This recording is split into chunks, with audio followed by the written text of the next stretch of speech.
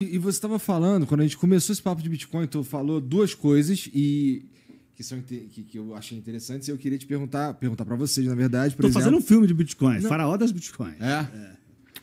Aliás, tem na Netflix O Rei dos Stonks. Tem uns 4, 5 filmes. O Faraó é um caso, deve ser muito legal, que ele está fazendo, legal. Que é um caso brasileiro, né? A gente exporta esse tipo de coisa. Mas lembrando que o Faraó das Bitcoins usou o Bitcoin como pano de fundo para dar um golpe, que ele poderia usar. A gente é bom de dar golpe. A gente é bom, pô.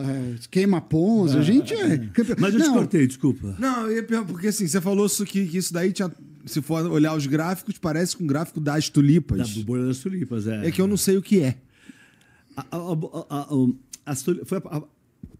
Lá na Holanda, né? A Holanda é o berço do mercado financeiro mundial. Né? Lá foi o primeiro... do mercado futuro, principalmente, né? Porque tinha muito mercantilismo, então a Holanda tinha isso. Você entregava uma produção futura, você comprava prazo. Mas foi onde inventaram o mercado futuro. Mas foi onde nasceu o primeiro Banco Central, foi nasceu o primeiro fundo. Já agora a minha saca de, sei lá, de arroz que eu vou colher lá na casa do cara. O primeiro mercado futuro inventado foi o de tulipa. Foi o primeiro mercado de futuros da Holanda.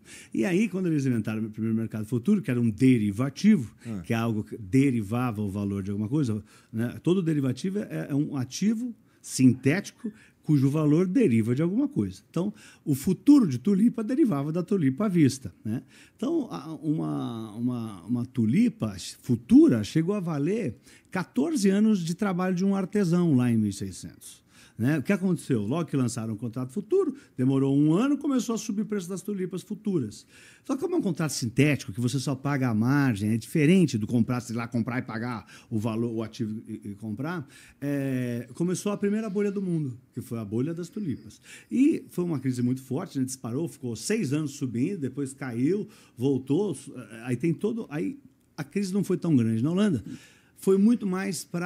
serviu muito mais para as pessoas estudarem uma bolha especulativa. Foi a primeira bolha especulativa da história da humanidade, né? A bolha das tulipas. Então, você tem todos os estudos dos gráficos. Eu tenho aqui um gráfico das tulipas aqui.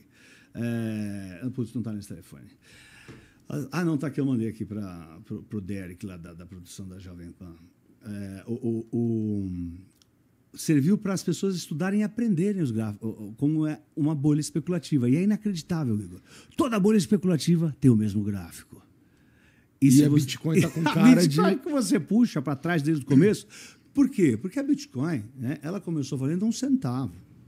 1 centavo de dólar. Tem história de gente pagando pizza com 3, sei lá. Valia 1 centavo de dólar e está valendo 52 mil dólares. Né? O que aconteceu com as Bitcoins? Você podia negociar uma Bitcoin, aí depois aí começou a subir muito de preço, aí dividiram elas, aí você podia comprar frações de Bitcoin, depois dividiram mais, depois dividiram mais, depois dividiram mais.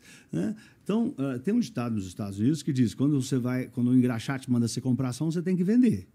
Né? Então, assim, no mundo, você vai lá no interior da Índia e o Uber lá dentro tá mandando você comprar Bitcoin. Então, é uma história meio antiga essa aí. Ó. Por exemplo, isso aqui é o gráfico das tulipas, o ciclo de uma bolha especulativa, que foi como, posso mandar para vocês porem aí depois, foi de 1600, né, quando foi inventado o futuro, né, o primeiro derivativo, o primeiro contrato futuro da história da humanidade, que foi o contrato futuro de tulipa, e começou a primeira bolha especulativa no futuro de tulipa. E quando o pessoal percebeu, que falou assim, bom, mas aqui no ápice aí, lá em cima, valia 14 anos de trabalho de um artesão. Uma tulipa não vale 1 minuto do trabalho de um artesão. E no 3 caso, minutos ele troca por uma tulipa. Só que no futuro ele tinha que trabalhar 14 anos. E valia bem mais que casas. A grande questão é que a lógica, e aí a gente não consegue cravar se é bolha ou não, claro, todo mundo tem medo disso, e só vai saber depois, mas o que eu acho que é uma lógica perigosa para qualquer ativo, isso inclui também o Bitcoin, é assim, por que você está comprando isso? Eu estou comprando isso porque amanhã vai valer mais. Porque aí é por isso que compravam as tulipas futuras, porque amanhã vai valer mais. Porque assim, é meio que chamam teoria do tolo maior. Eu estou sendo tolo, mas amanhã vai ser algum tolo. E aí você perde a razão. Ganância, entusiasmo, são todas fases. Né? O Bitcoin, diferente de uma ação você olha o quê? Os dividendos dela, né? As empresas vão ter lucros. até o infinito. Parte desses lucros vão ser distribuídos. Ok. Você traz esses lucros distribuídos a valor de hoje e dá o valor. No caso de moeda é muito mais complicado, porque o Bitcoin não tem um rendimento. O Bitcoin é que você sabe assim, tem um estoque, aí tem a casa da mineração, vai chegar uma hora que vai ser finito isso, né? Que é a ideia do Bitcoin, e vai ser a lei da oferta e procura. De certa forma, eu posso dizer que o Bitcoin, no sentido de meio de troca, ele ainda não é tão usado.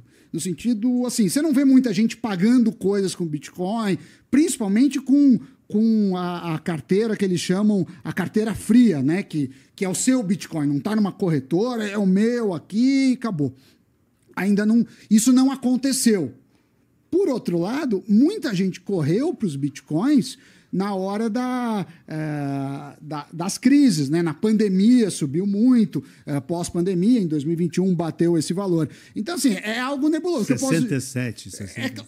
É por isso que eu sempre digo assim, cuidado, ninguém sabe. Você quer arriscar um pouco, mas eu temo que tenha problemas. Como também aconteceu bolhas, não só do Bitcoin. A gente teve as bolhas da .com, a gente teve bolha imobiliária americana. Então, quando as coisas começam a subir e você não entende por que aquilo está subindo, você tem que tomar cuidado de não estar... Por quê? Mas por que uma casa que valia 200 mil ano passado está valendo 2 milhões e depois vai valer 4 milhões? Isso pode ser um sinal de bolha. É muito difícil cravar. Agora, por ser uma comunidade assim, bastante online, bastante aguerrida, o pessoal já vai estar alvoroçado quando fala disso. Mas eu queria contar um estudo que foi do ano passado, de um matemático que se chama Dionísio, alguma coisa assim, da moeda. A moeda, que o Paulo falou, está perfeita. Assim, existe um negócio que chama a lei dos grandes números. Então, não adianta você fazer uma probabilidade para coisas que você vai jogar poucas vezes. Então, por exemplo, casamento. Tem 30% de chance de dar certo. Mas é o seu casamento. Você não vai casar 1000 vezes e falar, olha, na maioria deu errado, 30% deu certo. Mesma coisa morrer. Eu não entraria num esporte que você tem 1% de chance de morrer.